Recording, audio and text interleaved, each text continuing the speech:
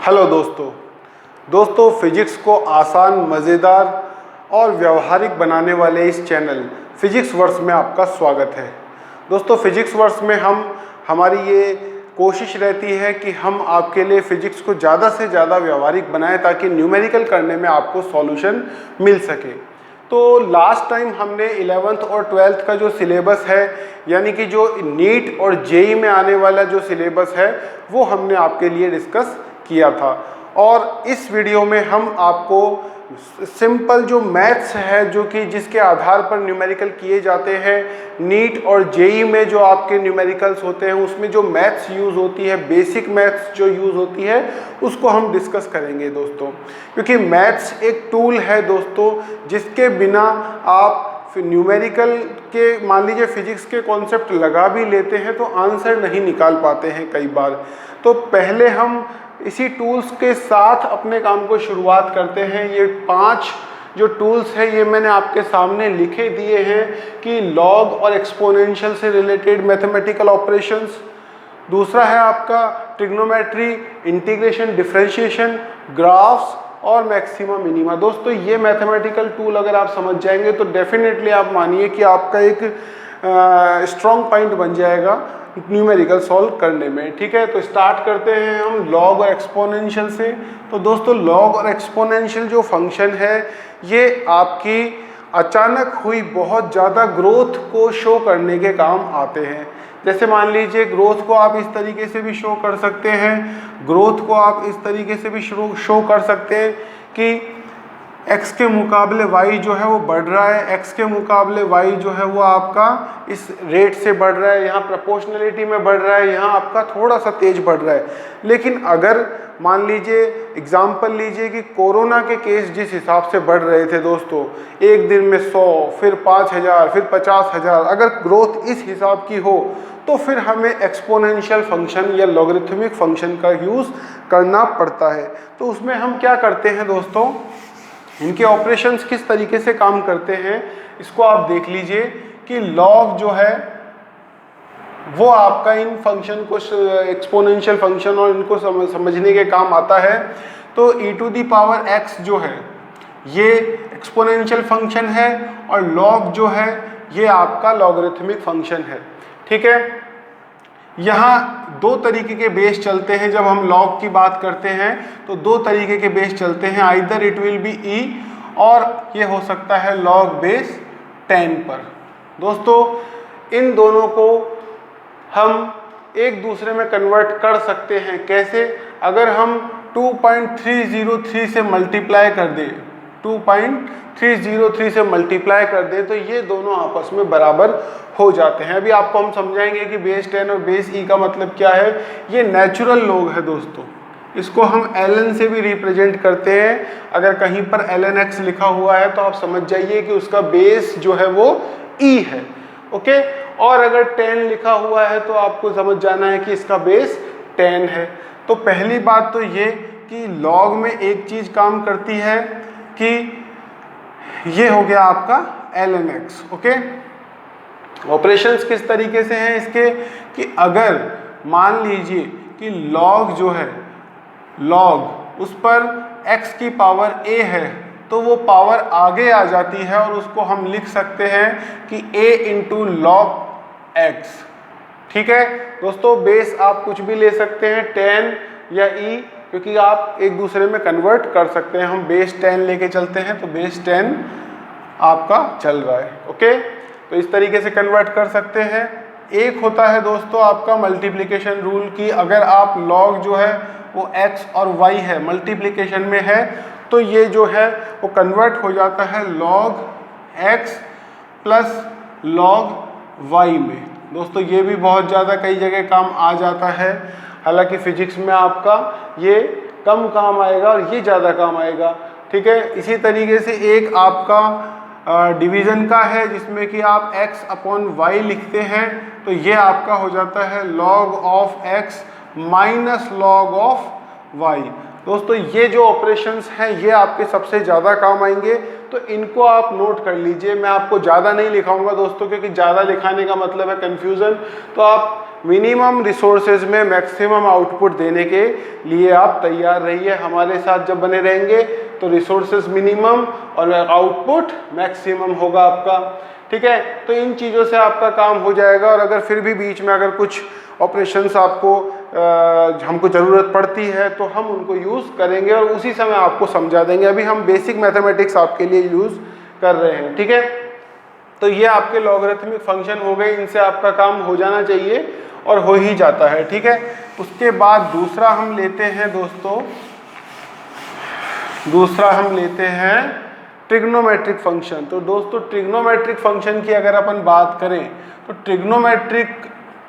Trigonometric function जो है वो ज़्यादा आपके काम नहीं आते हैं फिजिक्स में। अगर हम देखें तो फिजिक्स में आपके इंटीग्रेशन, डिफरेंशिएशन, ग्राफ, थोड़ा बहुत मैक्सिमम मिनिमम और लॉग और एक्सपोनेंशियल में भी थोड़ा बहुत, ट्रिग्नोमेट्रिक बहुत कम काम आता है। तो हम नॉर्मल जो फंक्शन है उन्हीं को एंगल का कन्वर्जन बहुत काम आता है, तो वो हम आपको समझाएंगे एंगल का कन्वर्जन किस तरीके से किया जाता है, क्योंकि वो आपका बहुत काम आएगा।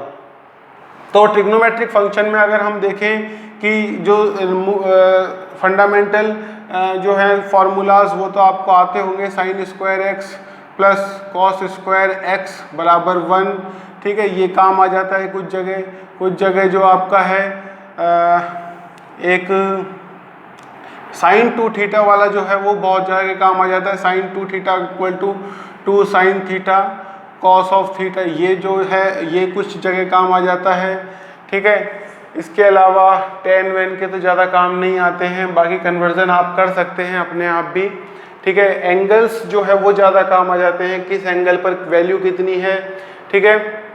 और सबसे ज़्यादा काम आने वाली चीज़ है आपका एंगल का कन्वर्जन। तो उस पर मैं आपके आना चाहूँगा, एंगल का कन्वर्जन किस तरीके से किया जाता है, ठीक है। एंगल का कन्वर्जन ऑफ एंगल, ठीक है। एंगल ऑफ कन्वर्जन में दोस्तों ये 4 क्वाड्रेंट होते हैं आपके। ये क्वाड्रेंट आपने देखे होंगे जिसमें कि आपका हमेशा अष्टक ASTC अष्टक रूल लगता है दोस्तों। ASTC, A for all positive, इधर sine for sine positive, tan for T for tan positive and there is cos positive. तो ये सारी चीज़ें यहाँ पॉजिटिव होंगी। अपार्ट ऑफ दिस यहाँ सब कुछ नेगेटिव होगा, है ना। कॉट सेक कॉसेक की ज़रूरत नहीं है आपको, आप इन्हीं से पता कर लीजिए कि all positive, sine positive, tan positive और कॉस पॉजिटिव, ठीक है। अब मान लीजिए आप किसी भी एक एंगल में जाते हैं, लेट सपोज आपको कोई कहता है कि साइन 120 की वैल्यू आप बताइए। दोस्तों वेक्टर सम निकालने में और इसमें बहुत ज़्यादा यूज़ होगा, तो इसको आप ध्यान से समझना। साइन 120 की वैल्यू निकालिए, तो साइन 120 की वैल्यू हम नहीं निकाल सकते, हमने 90 तक की वैल्यूज़ को थोड़ा बहुत ध्यान रखा हुआ है।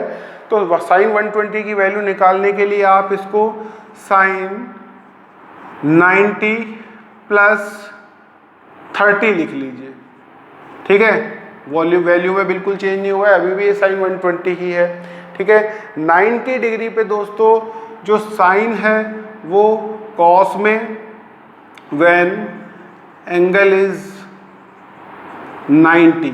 दोस्तों अगर 90 का है और 270, अगर 270 है तो 90 और 270 पे दोस्तों ध्यान रखना कि आपका जो एंगल है वो साइन जो है वो कन्वर्ट हो जाएगा, आपका साइन कन्वर्ट हो जाएगा कॉस में, ठीक है। और कॉस कन्वर्ट हो जाएगा आपका साइन में, दोनों इंटर कन्वर्टेबल हैं, तो ये इसमें और ये इसमें कन्वर्ट हो जाएंगे। इसी तरीके से टेन कॉट और सेक कॉसेक में, ठीक है। तो वहाँ पर भी कन्वर्जन हो जाएगा। साइन और कॉस ज़्यादा काम आते हैं, तो इन्हीं से रिलेटेड हम देख लेते हैं, ठीक है। तो दोस्तों यहाँ पर आपका कन्वर्जन साइन कॉस में और कॉस साइन में, ठीक है। तो यहाँ की वैल्यू क्या बन जाएगी आप बताइए, कॉस ऑफ 30 डिग्री हो गया कन्वर्जन, ठीक है। अब दोस्तों दिक्कत इसमें नहीं आती, दिक्कत आती है आपको साइन में। कि साइन पॉजिटिव होगा। फिर इसके लिए कुछ फॉर्मूले होते हैं, साइन माइनस साइन थीटा बराबर माइनस का साइन थीटा। इस तरीके के फॉर्मूले याद रखने की आपको बिल्कुल भी ज़रूरत नहीं है। आपको केवल ये रूल फॉलो करना है कि 90 पे आपको एंगल चेंज कर देना, पहला रूल। और दूसरा रूल आपको जो ध्यान में रखना है दोस्तों कि cos 30 डिग्री आ चुका है हमारा, वैल्यू अब इसके बराबर है। अब हमको साइन की चिंता है, तो साइन हमेशा उसका आएगा जिसको हमने बदला है, और बदला किसको है? साइन को। तो साइन किसका आएगा? साइन का। तो 90 प्लस 30 यानी कि ये आपका 0 डिग्री है, ये आपका 90 डिग्री है, ये आपका 180 डिग्री है, ये आपका 270 डिग्री है, और ये अगेन आपका 360 डिग्री है। ठीक है, तो 90 प्लस 30 कहाँ जाएगा दोस्तों? यहाँ जाएगा वो आपका। ठीक है, ये हो गया 90 और ये हो गया 30, तो इसको कहेंगे अपन 120 डिग्री और 90 प्लस 30। तो साइन जो है यानी कि पॉजिटिव या नेगेटिव किसका आएगा? जिसको हमने बदला है। ठीक है, तो जिस को बदला जाता है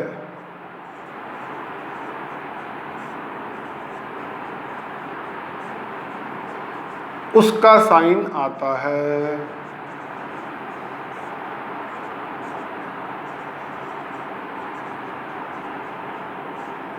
ठीक है, जिसको बदला जाता है उसका साइन आता है। बदला गया है साइन को, कॉस में, तो में से मतलब नहीं है दोस्तों, साइन को, तो को वाले का साइन आएगा। को वाले का साइन यहाँ पर कितना है? पॉजिटिव। तो ये बनने वाला है आपका कॉस। पॉजिटिव में किसकी? देखो पॉजिटिव में कॉस 30 की वैल्यू कितनी होती है दोस्तों? √3/2 पॉजिटिव। तो ये वैल्यू होगी साइन 120 डिग्री की। ठीक है, तो इसी तरीके से आप निकाल सकते हैं कोई सा भी वैल्यू। ठीक है, एक बार इसको नोट कर लीजिए आप। ठीक है, ये आपने नोट कर लिया होगा।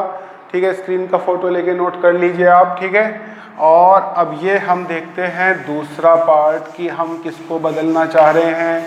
दोस्तों आप बताइए किसको बदलें?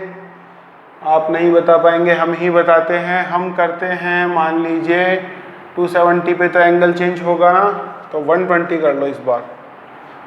तो हम लेते हैं 150 डिग्री कॉस में ले लो। चलो कॉस में 150 डिग्री को हमको वैल्यू चाहिए। ठीक है, किससे करना चाहते हैं? 90-60 से करना चाहते हैं या फिर 180-30 से करना चाहते हैं? दोनों से करके बता देते हैं। एक तो वैल्यू है आपकी कॉस ऑफ 90 प्लस 60 डिग्री, और ठीक है, और एक है आपकी कॉस ऑफ 180 माइनस 30 डिग्री। दोनों की वैल्यू बराबर आनी चाहिए। देखते हैं क्या आती है। कॉस 90, इसको पहले थोड़ा साफ कर देते हैं। इसको हटाओ भैया, इसको हटाओ, इसको भी हटाओ। ठीक है, अब काफ़ी साफ हो गया, इससे काम चल जाना चाहिए। ठीक है, ओके। तो 90 प्लस 60, ठीक है, तो 90 प्लस 60 कहाँ जा रहा है दोस्तों? 30, ये यहाँ कर देते हैं। ठीक है, 90 प्लस 60 यानी कि 150। ओके, तो यहाँ जा रहा है, बिल्कुल सही है। कॉस 90 पे वैल्यू चेंज होगी तो साइन 60 हो गया। ठीक है, वैल्यू कॉस नेगेटिव होता है। कॉस क्या होता है? नेगेटिव होता है। किसको देखना है? जिसको बदला जाता है उसका साइन देखते हैं। कॉस को साइन में बदला गया है तो किसका साइन देखेंगे? कॉस का साइन। तो कॉस का साइन बताइए, इसमें नेगेटिव होगा। तो साइन 160 की वैल्यू है माइनस का √3/2, ये हो जाएगी इसकी value. Okay, again cos 180 minus 30 degree, cos 180 minus 30 क्या हो जाएगा? कोई साइन नहीं बदलेगा, cos cos में ही रहेगा और 30 डिग्री आ जाएगा। अब बात करते हैं साइन की। तो साइन जो है आपका cos में देखिए 180 डिग्री माइनस 30, 180 माइनस 30 कहाँ चला गया? यहाँ चला गया। सेकंड क्वाड्रेंट में cos क्या होता है? नेगेटिव। ठीक है, तो नेगेटिव cos ऑफ 30 की वैल्यू कितनी होती है? √3/2 आ गया। तो दोनों वैल्यू बराबर हैं, तो इस तरीके से हम चेक करेंगे कि किस तरीके से हमको वैल्यू निकालनी है। बहुत इम्पोर्टेंट, बहुत ज़्यादा इम्पोर्टेंट है ये, और ये मान लीजिए आपके बहुत ही ज़्यादा इम्पोर्टेंट है। डेफिनेटली इस पे एक क्वेश्चन कहीं ना कहीं से ज़रूर बन जाता है। तो ये आपको आ चुका है, बहुत इम्पोर्टेंट चीज़ है। तो ट्रिग्नोमेट्री इतनी ही काम में आएगी दोस्तों, आपकी ज़्यादा काम में नहीं आएगी। ट्रिग्नोमेट्री आप इतनी सीख जाइए। मैथ्स वालों को तो देखो आ जाती है, साइंस वालों के थोड़ा सा, बायोलॉजी वालों को थोड़ी सी दिक्कत आ सकती है। हालांकि हमारे लेक्चर अटेंड करने के बाद उनको वो दिक्कत भी नहीं आएगी। ठीक है, तो ये हो गया आपका ट्रिग्नोमेट्रिक। ठीक है, लॉग से भी आ गया, ट्रिग्नोमेट्री से भी आपको आज़ादी मिल गई। अब इंटीग्रेशन और डिफरेंशिएशन पे चलते हैं। तो दोस्तों इंटीग्रेशन और डिफरेंशिएशन में भी आपके कुछ इंपॉर्टेंट चीज़ें यूज़ होती है। डिफरेंशिएशन और इंटीग्रेशन, दोस्तों डिफरेंशिएशन यूज़ होता है जब हम चीज़ों को छोटा करते हैं, छोटा छोटा करके देखते हैं, क्योंकि कई बार हम चीज़ों को बहुत बड़े स्तर पर देखते हैं तो कैलकुलेशन सही नहीं आती है। तो हम अगर छोटा करके देखते हैं चीज़ों को तो कैलकुलेशन हमारी सही होती है। दूसरी तरफ अगर चीज़ों को जोड़ना हो, तोड़ना हो तो डिफरेंशिएशन, जोड़ना हो तो इंटीग्रेशन। जैसे मान लीजिए किसी अनियमित आकृति यानी कि इनसिमेट्रिक जो शेप है उसका आपको एरिया निकालना है। ये कोई फंक्शन है यहाँ, ये इस तरीके से है, अब इसका आपको एरिया निकालना है। तो हम क्या करते हैं कि हम इसका एक छोटा सा पार्ट लेते हैं और dx, जैसे मान लो y है ये और ये x है आपका, ठीक है, और यहाँ आपका जो y है वो f ऑफ x है दोस्तों, यानी कि y जो है वो आपका 2x², x पे डिपेंड करता है। कुल मिला के बात यह है कि x के बदलने से y बदल जाता है, x दुगना होता है y बदल जाता है, x कुछ और होता है y बदल जाता है। तो अब हम कंटिन्यू जो चेंजेस हो रहे हैं y की वजह से, तो हम एरिया निकालने के लिए हम क्या करते हैं, किसी इतनी छोटी वैल्यू dx की लेते हैं ताकि एटलीस्ट y वहाँ पर कांस्टेंट रहे, ठीक है। और फिर हम उस पट्टी का एरिया निकाल लेते हैं। इस पट्टी का एरिया क्या हो जाएगा दोस्तों, लंबाई इंटू चौड़ाई, तो y dx जो है इसका एरिया हो जाएगा इस पट्टी का। अब क्योंकि ये पूरा शेप जो है x1 से लेके x2 तक ऐसी कई पट्टियों से मिलकर बना हुआ है, तो x1 को हम जोड़ देते हैं, इंटीग्रेट कर देते हैं x1 से लेके x2 तक, तो हमको पूरा का पूरा एरिया मिल जाता है। ये मिल गया आपको एरिया, ठीक है। तो y dx आपको मिल जाता है। अब y की वैल्यू आप हम रख लेते हैं f ऑफ x में, तो f of x dx from x1 to x2, ये आपको पर्टिकुलर इसका पूरे का एरिया दे देगा। ऐसी पट्टियाँ जोड़ जोड़ के आप इसको पूरा एरिया निकाल सकते हैं। बहुत काम आएगा दोस्तों, ध्यान रखना, इम्पॉर्टेंट चीज़ है। इसके ऊपर जेईई में हमेशा मान लो कम से कम 2-3 क्वेश्चन 100% होंगे और नीट में 1-2 क्वेश्चन होंगे, ठीक है, इस कॉन्सेप्ट पे। तो ये कॉन्सेप्ट आपको आना चाहिए। इंटीग्रेशन, इसमें डिफरेंशिएशन के फॉर्मूले यूज़ होंगे, तो वो फॉर्मूले हम आपको बता देते हैं। डिफरेंशिएशन का सबसे ज़्यादा काम आने वाला फॉर्मूला है x की पावर n, जिसका मतलब होता है n आगे आ जाता है और x की पावर 1 कम हो जाती है। दूसरा पावर आपको यूज़ होता है आपका log x, log x का हो जाता है 1/x, कोई दिक्कत नहीं, सब जानते हैं। दूसरी बात आ जाती है sin x, तो sin x का हो जाता है cos x, cos x का देखते हैं तो cos x का हो जाता है -sin x, ठीक है। ये 4 फॉर्मूले आपके सबसे ज़्यादा काम में आएंगे। इसके अलावा e⁻x का e⁻x ही रहता है, ये वैसे भी कम काम में आता है। ये बहुत ज़्यादा काम आएंगे 1, 2, 3 और 4, और ये 80% तो यही काम आएगा दोस्तों, ठीक है। और x की पावर n हो तो दोस्तों a तो बाहर आ जाएगा। कांस्टेंट जो होते हैं वो डिफरेंशिएट नहीं होते हैं क्योंकि उनकी वैल्यू में बदलाव संभव नहीं होता है, तो वो नहीं होते हैं इंटीग्रेट। तो अगर हम इसका डिफरेंशिएशन करते हैं तो ये a तो बाहर आ जाएगा और x की पावर n-1 हो जाएगा, n इंटू एक्स की पावर n-1, ये हो जाएगा आपका। इंटीग्रेशन में जब हम जाते हैं दोस्तों, तो इंटीग्रेशन में आपको मिलता है कि x की पावर n का इंटीग्रेशन अगर आपको देखेंगे तो x की power n plus 1 upon n plus 1, ठीक है। 1 अपॉन x का अगर इंटीग्रेशन करना है तो log x या ln x हो जाएगा दोस्तों। दोनों में कन्वर्जन क्या है, 10x, ये बेस 10 है, ये बेस e है, ठीक है। और कन्वर्जन कैसे करते हैं, 2.303 से 10 को मल्टीप्लाई कर दीजिए, हो जाएगा।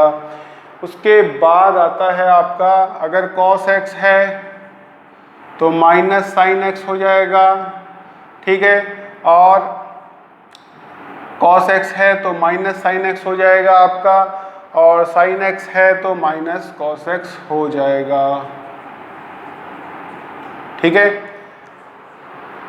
ओके, cos x है तो माइनस साइन x हो जाएगा, साइन x है तो माइनस cos x हो जाएगा। e to the power x का e to the power x ही रहता है।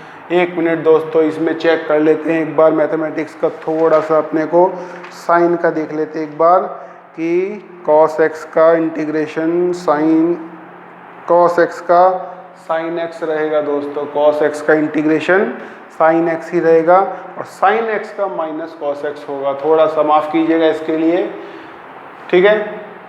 तो ये आपके फॉर्मूला जो है वो आपके बहुत ज़्यादा यूज़ होते हैं। यहाँ आपका डिवीज़न होगा दोस्तों, अगर आप देखेंगे कि a इंटू एक्स की पावर n है तो यहाँ जो मल्टीप्लिकेशन में आया था वो आपका डिवीज़न में आएगा, ओके। तो डिवीज़न हो गया आपका और x की power n plus 1 upon n plus 1 आपका इस तरीके से रहेगा। तो इस चीज़ को आप देखेंगे तो ये फॉर्मूले सफिशिएंट है दोस्तों, एक बार फ़ोटो लेके इसको लिख लीजिए।